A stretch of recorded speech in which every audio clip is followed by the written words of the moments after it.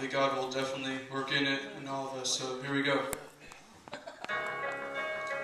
Yo, there's a war in Iraq, and there's a war in Afghanistan, and there's many wars out there too that we don't really know about.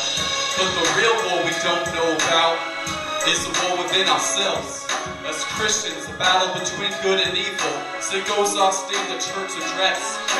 No one can fathom or even imagine the price of our sin, which took Christ and damned, slammed to a standing, hands banded, gasping, grasping for breath till death he's abandoned. This day we must choose if we accept or suppress this truth called the good news. Christ died for dead souls, and most of those he knows can rise like Christ rose.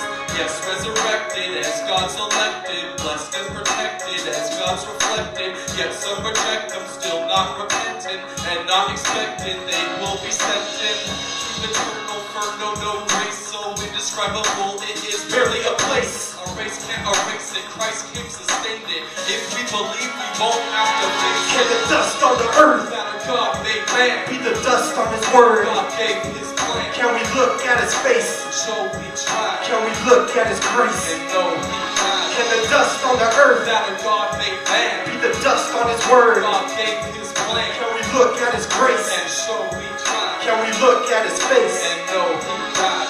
Many heresies exist in this day, and many Pharisees resist the way. I must say that Yahweh is very inflamed when they in the church take his name in vain. Walking and mocking, victims all flocked in as they brainwash them with their false doctrine. God does watch them, and he will condemn them if they continue to spread their sin venom. Heaven's not earned by magical prayers. You cannot be let in if you stop it all there. But by God's grace you will be embraced if you continue to seek after his righteous face. The end is very near, and yet you barely fear a God who will judge you if you do not adhere. Listen to this wisdom and get it in your system before it gets too late and die not as a Christian. Can the dust on the earth that our God made man be the dust on his word? God gave his plan. Can we look at his face? And so we try. Can we look at his grace? And know he died. Can the dust on the earth that our God made man be the dust on his word? God gave his plan. Can we look at his face? And so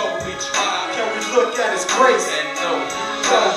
How can men continue in sin, expecting him to be forgiven without repenting? God sees the end. You Christians acting like heathens. In his deeds he will be upheaving. This is what we are reading in chapter 3 of Revelation, which begins to the day of the seasons.